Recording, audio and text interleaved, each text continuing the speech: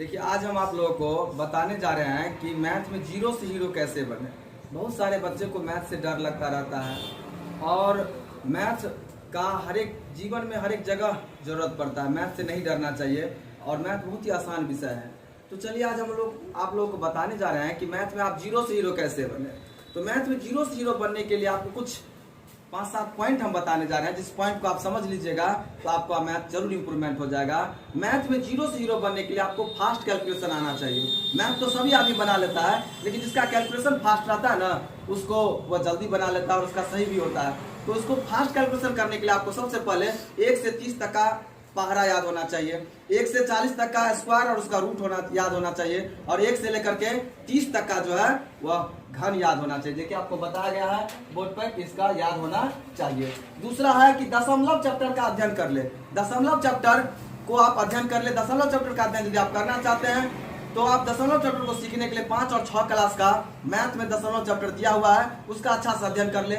उसका भिन्नों को पहचानना सीख लीजिए, भिन्नों को सरल करना सीख लीजिए।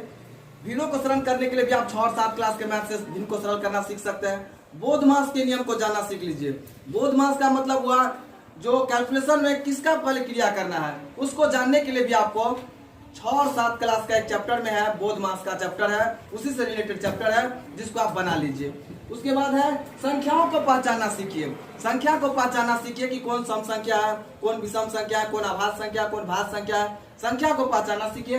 उसके बाद चैप्टर में दिए गए सभी फॉर्मूला समझ लीजिए। चैप्टर में जो भी फॉर्मूला दिया गया है, चैप्टर में जितना भी फॉर्मूला उसको समझ लीजिए, याद कर लीजिए। सभी सूत्र एक साथ एक कॉपी में लिखकर रिवीजन कर लीजिए। सभी सूत्र को एक कॉपी में एक साथ लिख के रिवीजन कीजिएगा तो आपको ये होगा कि 5 दिन 7 दिन के बाद आप सभी फॉर्मूला को पढ़ लीजिएगा तो सभी फॉर्मूला भी याद रहेगा।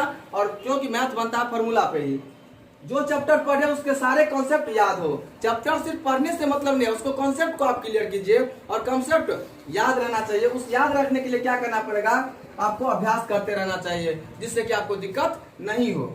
जो चैप्टर कंप्लीट कर लिया है उसका रिवीजन सप्ताह में 2 बार जरूर करें।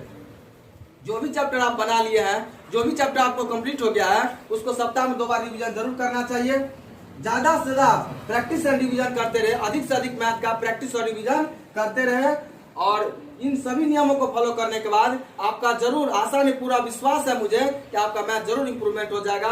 और मैं उम्मीद करता हूं कि इस नियम को फॉलो करने के बाद आप मैथ से नहीं डरिएगा, क्योंकि मैथ सिखाने की 100 नहीं 110% गारंटी है। और यदि आपको वीडियो अच्छा लगा तो जो भी व्यक्ति मैथ से डरते हैं उनको वीडियो शेयर कीजिए। Thank you for watching my video.